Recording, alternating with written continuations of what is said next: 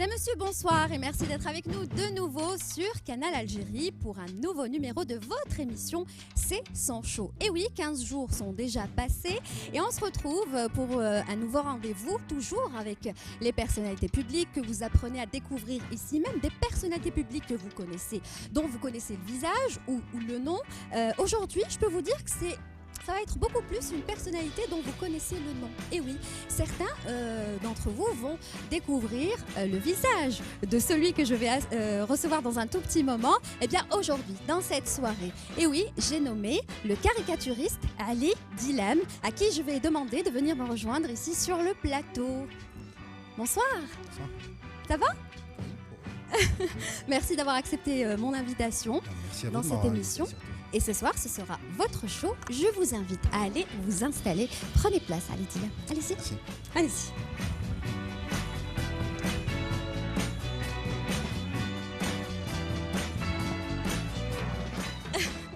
Vous avez attendu que je m'assoie en premier? Galanterie oblige.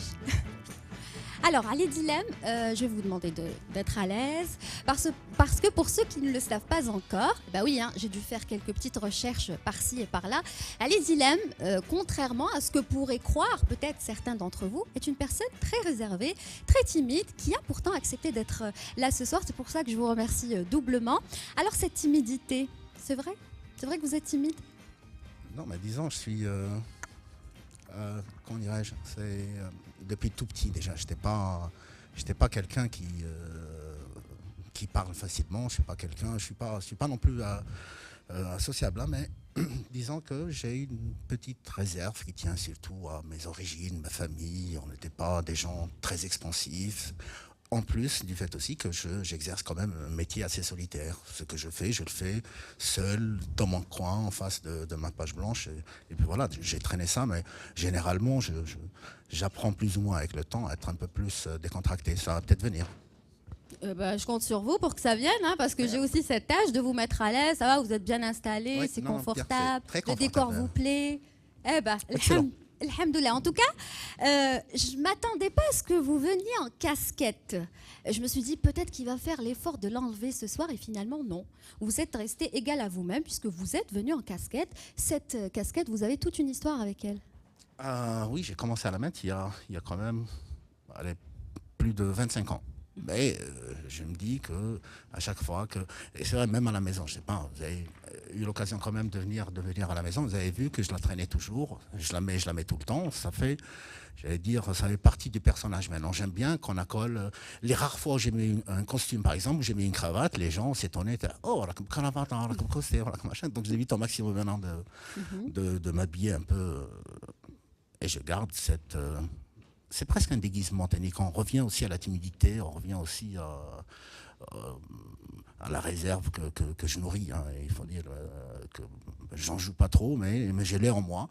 Et ça me donne un peu de courage quand même de savoir qu'il y a quelque chose au-dessus de ma tête. Là, ça me relativise. Oh oui, non, mais je vous jure, je pense pas douter de moi-même ou là de mes capacités. Ça, même dans le rapport que j'ai avec mon travail. J'évite au maximum d'avoir un avis avant de publier un dessin ou avant de montrer un dessin parce que j'ai pas envie qu'on me dise que c'est bien de peur que ça monte à la tête. J'ai pas envie qu'on me dise que c'est nul de peur de déchirer la feuille. Donc je garde toujours une espèce de masque. Et cette casquette est quelque part quelque chose qui se met entre moi et le monde qui m'entoure. Je me sens un peu protégé. Voilà. Vous avez besoin de cette protection. Je crois que vous en avez vraiment besoin parce que même lors de vos ventes dédicaces auxquelles j'ai pu assister, j'ai eu cette chance, c'est qu'il y a un monde fou, ça il faut le dire. Hein. Il y a une chaîne énorme, que ce soit des personnes âgées, des jeunes, des moins jeunes, des tout petits qui viennent pour acheter l'album, pour rencontrer Ali Dilem. Mais même pendant ces ventes dédicaces, je vous sens quand même très réservé. Vous êtes presque gêné, on va dire cela. Surtout quand on vous fait des compliments, quand on vient vers vous. Oui, mais je me dis qu'il y a des gens peut-être qui sont connus un petit peu par défaut. C'est-à-dire que dans le métier que j'exerce, je pense pas mériter ce petit statut-là. Je me dis que c'est peut-être à l'usure. Hein, ça fait quand même 23 ans que je fais des dessins. Et par rapport aux gens qui viennent, je me dis que c'est des gens déjà qui payent un produit, qui payent quelque chose. C'est des gens qui me... je sais pas, j'ai envie de leur dire merci, j'ai envie de les embrasser, j'ai envie de... C'est ce que je dis d'ailleurs, y compris à mes collègues de la presse nationale, je leur dis à chaque fois, quand vous faites votre travail, pensez surtout à celui pour qui l'argent qu'il va donner pour acheter le journal compte. C'est énorme, c'est franchement énorme. Donc je me sens un peu reconnaissant. Cette reconnaissance-là, j'essaye de la montrer par une espèce de proximité. J'essaye tout de suite d'être à l'aise. Ou là, j'ai pas envie non plus de m'enfermer dans une espèce de... Ouais, il faut humaniser cette relation. Comme j'ai pas trop l'occasion de voir ceux qui suivent mes dessins, quand je les vois, j'essaie d'en profiter au maximum. Oui, mais rassurez-nous quand même, ça vous fait quand même plaisir quand on vous fait des éloges. Ah non, mais ça, c'est clair que ça fait plaisir, mais ça reste quand même quelque chose de, franchement, de très très gênant.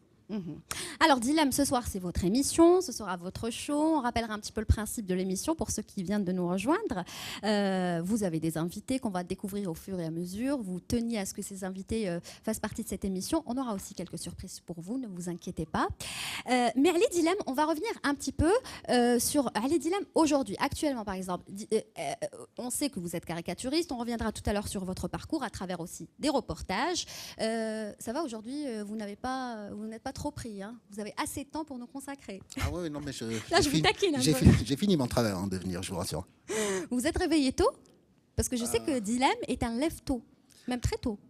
Oui, je me dis que ça me fait gagner du temps sur la journée. Quand je me réveille à 5 heures du matin, n'ayant dormi que 4-5 heures, je me dis que peut-être au bout du compte, le jour où le Seigneur va me rappeler à lui, j'aurais peut-être vécu quelques années de plus que ceux qui dorment 8, 9, 10 heures par jour. Donc j'essaie de maximaliser au maximum une journée. Ce qui fait que vers 10 heures du matin déjà, le travail que je fais pour TV5 par exemple, je l'ai réglé. Déjà, la moitié de la journée est faite à 10 heures du matin. Et ça me laisse du temps aussi pour consacrer à ce que j'aime faire, ou ce que j'aime voir, ce que j'aime écouter, les personnes que j'affectionne. Ça me laisse le temps de vivre. Très bien. Alors, je vous propose tout de suite de commencer par une petite surprise. D'habitude, en général, dans les émissions précédentes, j'avais laissé la surprise à la fin. Mais aujourd'hui, j'ai décidé d'inverser. Et je voulais que ça commence très fort. Vous aimez le jazz? Oui, beaucoup. C'est vrai que l'un de vos films préférés, c'est Cadillac Records? Ah oui, parce que déjà, il raconte le parcours de cette maison de production. En plus, il parle de standards que j'aime écouter. Si je vous dis Etta James? At Last? Vous voulez l'écouter? Ah oui, ça me ferait plaisir, oui. D'accord. Eh bien, on va faire rentrer l'invité qui est venu spécialement pour vous chanter cette chanson, rien que pour vous. Et pour vous aussi, hein, qui êtes chez vous. Je vais demander, bien sûr, à la chanteuse Linda Blues, que j'apprécie personnellement et que je l'espère vous appréciez également, qui est venue spécialement pour vous chanter Atlas. C'est notre cadeau, notre premier cadeau pour vous à Lady Lam ce soir. Linda Blues.